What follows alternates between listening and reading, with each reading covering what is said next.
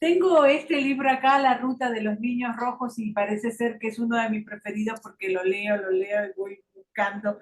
Y tú sabes que estoy dando un curso sobre Roberto Bolaño los sábados, y una de las cosas que incluí fue precisamente la poética de Roberto Bolaño, porque siempre he leído cosas sobre poesía, también he escrito sobre el tema de la poesía de Bolaño, pero este es, me parece a mí, a ver si tú lo dices, es el primer estudio sobre la poesía de Roberto Bolaño, ¿verdad, Nivaldo Acero? Buen día, ¿cómo está? Hola, Bueno, querido. un gusto estar acá. Eh, Así como propiamente tal, de forma sistemática, abordando su obra global y dentro de esa obra global, qué lugar cumple, qué función cumple, por ponerlo con algún término, su poesía sí me parece que es el primero. Eh, Fundamentalmente porque tuve la suerte de que hubo estudiosos que anteriormente dejaron bien señalado el camino y después yo ese camino lo seguí con mucho más tiempo, dedicación, por supuesto, pero desde, no sé, Bloom, Patricia Espinosa, Roberto Contreras, hay harta gente que ha Celina trabajado Manzoni, Julián Marías, a mí me encanta la gente exactamente. que tú citas aquí, porque precisamente te vas también de esos que hablan siempre sobre Bolaño, ¿no? Hay personas que hablan todo el tiempo de Bolaño, que hacen actos sobre Bolaño, que dicen que eran recontra amigos de Bolaño, pero que no ayudan a ver precisamente la esencia de la poesía, ¿verdad? No sé, es difícil entender por qué la poesía de Bolaño no ha tenido digámoslo así, no ha tenido el impacto dentro de las comunidades de lectores que pudo haber tenido. No sé si ya será tarde o quizás estamos todavía temprano, ¿ya? No sé en qué momento del día estamos para leer la poesía de Bolaño. Pero la verdad es que, a mi modo de ver, en la poesía de Bolaño uno encuentra todos los viajes, todos los juegos, todas las historias o gran parte de la historia que después están en narrativa. Y uno las encuentra de una forma mucho más quizás, de forma más cruda. También eh, la poesía nos da como la panorámica, un mapa, pero a veces extremadamente matemático de lo que va a ser después la narrativa de Bolaño.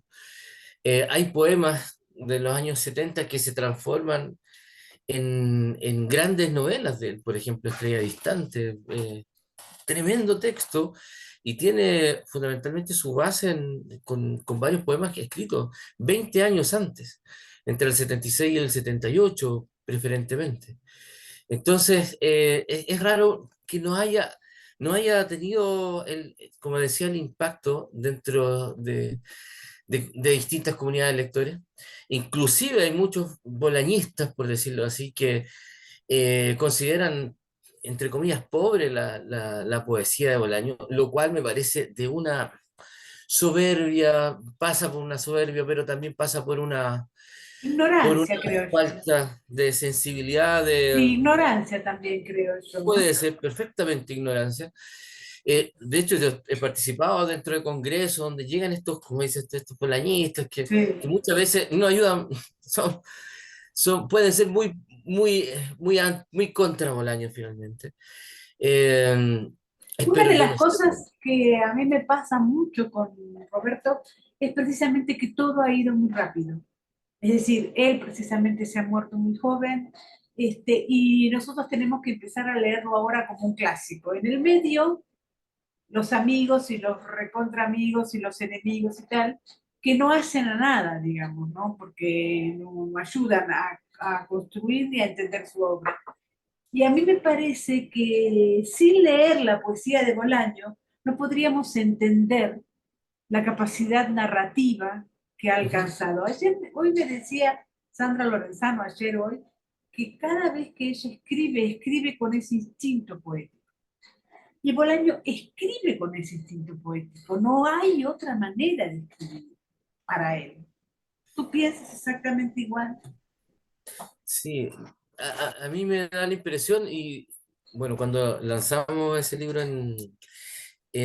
hace 6 años ya, harto, en Ciudad de México, en la Feria del Zócalo, eh, y bueno, una entrevista que amablemente me hicieron, sin pensarlo mucho, después leía la entrevista y como que me di cuenta que en ese momento de depresión, porque me hicieron preguntas muy buenas, pero muy encima, como que solté varias cosas que no me había dado cuenta completamente. Y entre esas es que Bolaño nunca dejó de ser un poeta. De hecho, lo que hace es ser un poeta que escribe narrativa, pero decir que es un narrador propiamente tal y no un poeta, me parece, primero, pobre, soberbio, eh, porque hay franjas completas dentro de los detectives salvajes, tú lo sabes bien, que si uno lo va dividiendo en términos de versos, grandes narraciones que tiene esa novela, son pura poesía. Eh, y no es una cuestión de apostarle al caballo perdedor o decir algo por decir, es hacer el ejercicio, como muchos los hemos hecho, de dividir, digámoslo así, entre comillas, líricamente algunos de esos fragmentos, y es pura poesía, pero además no es una poesía que muchas veces haya nacido en ese momento, sino que son textos poéticos que vienen de muchos antes.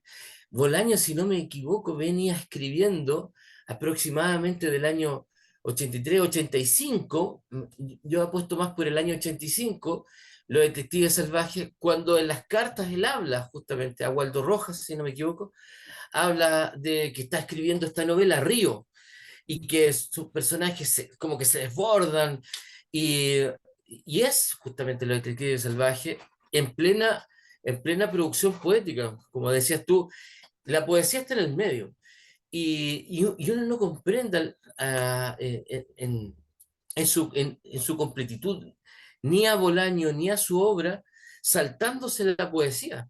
Eh, pero insisto, también ha sido también esto una labor de de la misma gente que estudia Bolaño y que tiene una, no sé cómo decirlo, una insensibilidad respecto a la lírica, a la poesía, y pasa derecho a su narración saltándose un montón de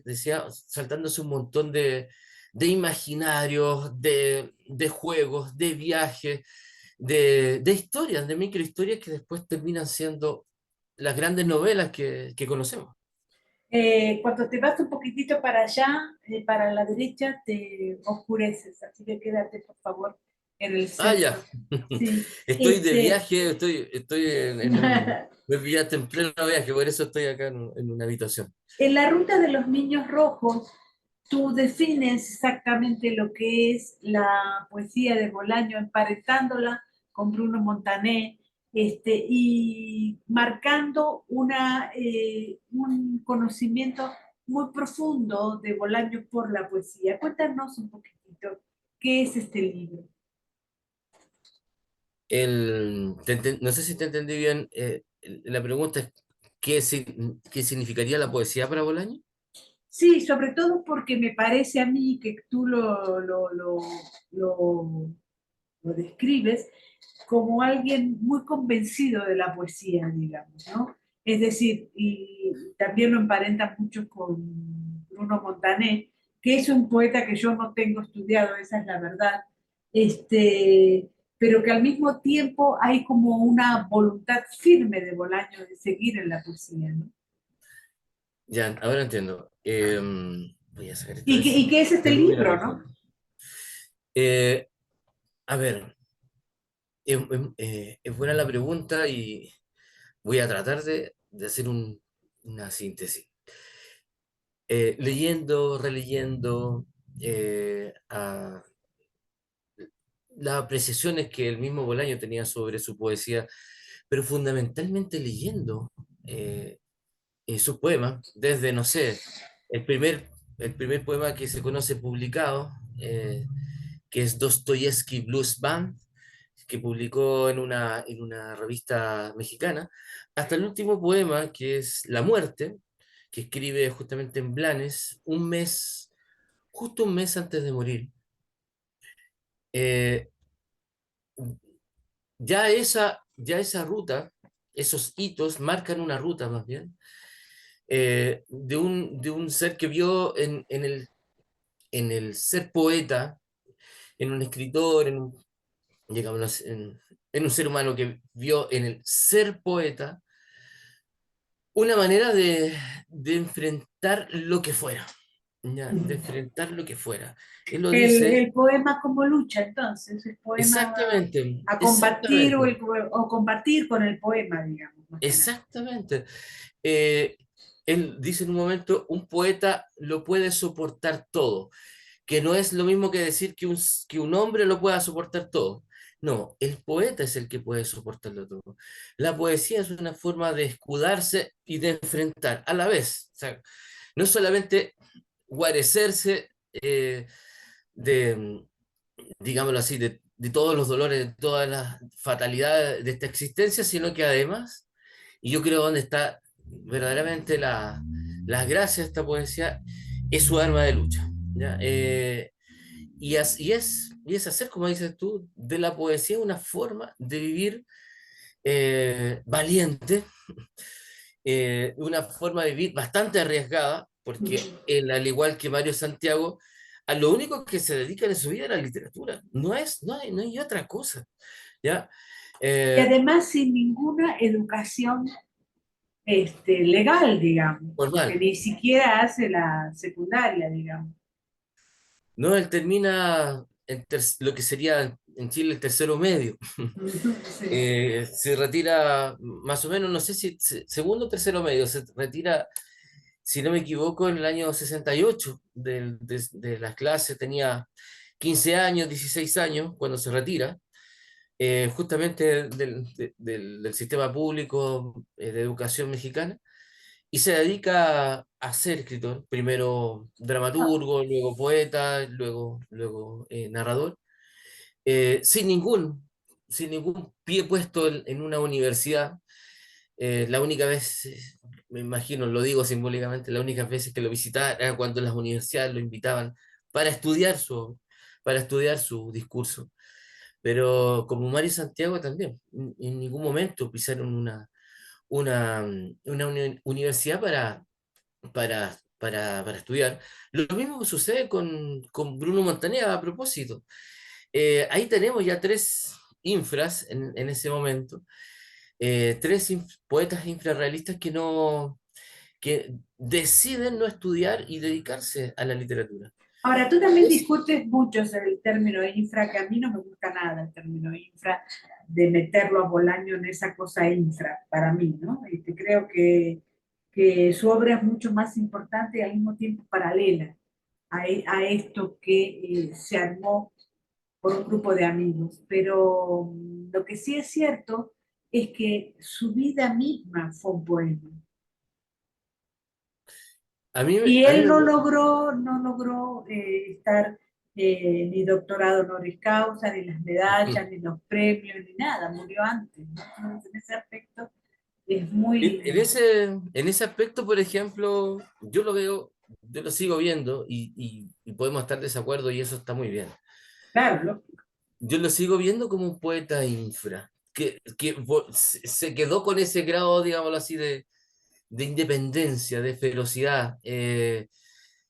Uno ahí puede tener las lecturas completamente, son válidas las que hace. A mí me gusta pensarlo como un poeta infra. Me gusta Sí, pensarlo que... ojo, que por ahí estamos en desacuerdo, pero porque yo vi a los infra después, no antes. Ah, Yo no sé precisamente qué es el infra, digamos. Por supuesto que lo he leído, ya. pero, pero lo he marcado más que nada porque he conocido a los poetas infra después y me pareció que no tenía nada que ver su literatura con el... Bueno, ahí, por ejemplo, es interesante observar que los infras han seguido escribiendo y, por ejemplo, el otro día Pedro Damián Bautista me mandó un libro de poesía de lo más interesante, de lo más feroz, de lo más juguetón, ¿ya? Y que uno podía leer ciertas como luces y sombras bien hermanadas con la poesía de Bolaño. Lo mismo pasa con Rubén Medina, con su poesía. Lo mismo pasa con Bruno Montané, que él a sí mismo no se considera un infra. Por eso digo que aquí nos metemos como en un territorio donde todas las visiones para mí son completamente válidas y son respetables también.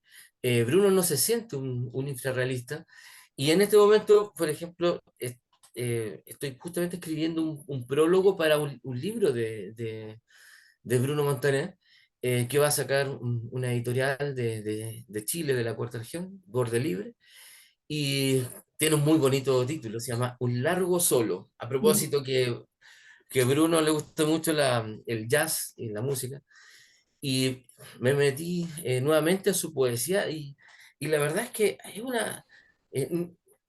por cierto, no son poesías que se parezcan, afortunadamente, pero ciertamente hay un tono de voz, hay un espacio, hay una nostalgia, hay varias emociones que cruzan estas poesías, por llamarlo así, por llamarlas así, y dentro de esas, por supuesto que a mi modo de ver están hermanadas, siguen hermanadas.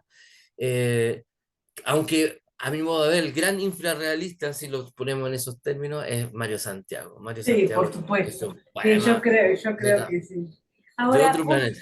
una de las cosas que quería comentarte, que creo yo, después de leer, volver a leer esta Estrella Distante, que hay también una actitud política o cierto interés político en no reconocer a Bolaño como poeta, digamos. Y creo que eso tiene que ver un poco con Chile, ¿no? Sí, Esta disyuntiva y esta polémica que se armó con Raúl Zurita y con Yamela Eltit generaron por parte de cierta comunidad intelectual chilena en no reconocerlo a él como poeta, digamos, ¿no? Entonces, si yo me peleo contigo, no te reconozco como un igual a mí, no va a sacar, no vamos a sacar nada de esta pelea, digamos. Creo que también es eso, ¿no? Cuando él ve la derrota de la izquierda, cuando ve eso de pelear con poemas a Pinochet como hacían los de Zurita alrededor, me parece que también se enfrenta muchísimo a la izquierda chilena. eh, no sé, creo que eso es uno de los elementos, sí. Yo creo que ese es uno de los elementos de los que menciona. Eh, el otro día, justamente escribiendo un texto para una revista norteamericana, estuvimos con un muy buen amigo, profesor, que trabajamos juntos justamente en estas investigaciones. Eh, Caímos en cuenta, después de leer muchísimo y por varios años, que toda esta élite literaria que en teoría le hizo la guerra a Pinochet, estamos hablando de Zurita, el Tit y otros más, la verdad es que estaban en ellos justamente, después estuvo en ellos el poder justamente, el poder, digámoslo así, de esta concertación que asumía nuevamente el gobierno, y digo nuevamente porque gran parte de aquellos que llegaban desde el exilio muchas veces fueron los que salieron en el 73 y que llegaron a recuperar el poder. Y que nosotros ingenuamente pensamos que esto iba a ir mucho mejor, y cosa que ha quedado claro que no fue así. Y entre esas derrotas ya está la derrota literaria, porque pasamos de un sistema, de una institución literaria que estaba cooptada por la dictadura, a una institución literaria cooptada por cierta élite intelectual que está entre ellas Zurita y el TIT. Y la Y al que verdad es no que perteneció Lebebel, no, para nada, porque Pedro Lemebel era un tipo de verdad. claro. Y la verdad es que este nuevo secuestro del poder del arte y de la literatura todavía le sigue haciendo bastante mal a este país. Y entre esos que tuvieron el poder y que lo tienen, ya de forma simbólica, sobre todo, entre ellos el Titi y Zurita, y estamos claros que son personas que no quieren nada, pero absolutamente nada, Bolaño. No, nada, y Eh, además yo creo que hay una envidia ahí por parte de ellos, pero por otro lado también veo, a mí no me gusta nada de Amelia Earhart como escribe, ni mucho menos, pero sí leo algunos poemas de Zurita y me fascina él como poeta, ¿no? Entonces también trato de mantenerme un poco en el medio, digamos, ¿no? Lo que pasa es que cuando dice Bolaño, a mí yo digo que Nicanor Parra era de la derecha y Raúl Zurita era de la izquierda, ¿no? Y ustedes me van a tomar como algo que yo no digo, algo así, no me acuerdo exactamente cómo dice. También creo que hay una gran confusión en Chile y hay una gran confusión a raíz de que incluso no se votó a la constitución fuera de Pinochet, ¿no? no sé, yo creo que aquí Chile es un país bastante difícil de leer desde fuera. De hecho, Claro, sí, yo además no tengo por qué no, leerlo, es cierto. hace un par de meses estuve en México y casi inmediatamente después de la derrota del plebiscito y no entendían cómo, ya no entendían Sí, yo no lo cómo puedo esto entender. se podía dar. Converso mucho con una profesora de la Universidad de Buenos Aires y ella tampoco entendía cómo. Bueno, Claro, acá en Chile hay muchos que tampoco entendemos cómo funcionan las cosas. O sea, ayer salió un violador, o sea, un abusador de mujeres, que es un cineasta, Nicolás López, bastante reconocido. En ninguna parte del mundo él tendría un trato como el que se le dio. Y ahora él va a cumplir su condena, entre comillas, en su casa. sí, Son pequeños, claro. digamos así, dispositivos históricos que uno dice, es muy difícil leer a este país. Pero Mm, si uno lo lee desde la clase social, si uno lo lee de la pura clase social, gana un poco más de lógica. Este es un país fundamentalmente clasista, eh, pero debe ser de los más clasistas del mundo. Ya estamos hablando de eso. Y no lo digo no saliendo de la cordillera, no cruzándola. He tenido la suerte de estar en muchísimos lugares y una de las cosas que más me apasiona saber es cómo funciona el tema de la clase social. Y Chile debe ser de los países más clasistas que uno puede tener en mente. Y eso, por supuesto, que afecta al arte, afecta a la literatura. Y por eso uno termina entendiendo por qué Diamela Altit trata tan mal a Bolaño. O sea, le dice el desdentado, ¿ya? Porque ciertamente a Bolaño le faltaban dientes, piezas dentales que perdió en su vida miserable y literaria que vivió fundamentalmente en los 80 principios de los 90. Y ella, en vez de decirle mala persona, le dice desdentado. Y eso también es un dispositivo discursivo para decir, bueno, ¿de dónde viene esto? De alguien que pertenece a la élite. Si nosotros leemos en clave de élite, en clave de clase social a este país, uno empieza a entender ciertas lógicas, ¿ya? Y ciertamente no va a estar dentro del escenario importante cultural ni Pedro Lemebel, ni por ejemplo Bolaño, que son tipos orgullosamente de los arrabales, como dicen ustedes, son orgullosamente de clase baja, ¿ya? Y lo dicen en sus poemas también ambos. Entonces, eh, el tema de la clase, sin duda, es algo que nos tenemos que hacer en algún momento cargo, hasta en las universidades que uno trabaja. El tema de la clase en la academia literaria es horrible, es feroz, ¿ya? Y, y termina eso afectando también el tema de la intelectualidad. Y cuando tanto se habla de la crisis de la humanidad, uno piensa más bien, más que la crisis de la humanidad, aquí está hay una crisis de intelectualidad. Y en eso yo creo que el tema de la clase tiene mucho que decir. Perfecto, la última pregunta que pasaría horas hablando contigo, pero vamos a hacer esta nota, luego vamos a hacer otras porque tengo otros libros tuyos. Entonces, lo que quería preguntarte es que desde este país clasista también, como en México, hay un imaginario que funcionó para Bolaño. Y tú terminas el libro El regreso imaginario a México, que nunca se dio, y todo alrededor de la obra de Bolaño es México, digamos, ¿no? Y Mario Santiago Papasquiaro también es México, ¿no? Y entonces eso, para terminar, me gustaría mucho que hablaras precisamente de México en la poesía de Bolaño. Eh, em, Muchas gracias por la pregunta. Creo que es clave para entender por qué México, no solamente en su poesía, sino que en su obra general, global y narrativa, por cierto, termina teniendo el lugar que tiene. Él sale de México en el 77, por varias razones, imagino. Ahí también se entrecruzan los mitos del rompimiento que él tiene con su novia. Con Lisa, Entonces, sí, que estuvo a punto de suicidarse, con tan Lisa, muy padre. exactamente. Y el tema es que él sale, llega, se supone que va a Ámsterdam, es lo que él dice, bueno, termina en Barcelona, se queda ahí en España,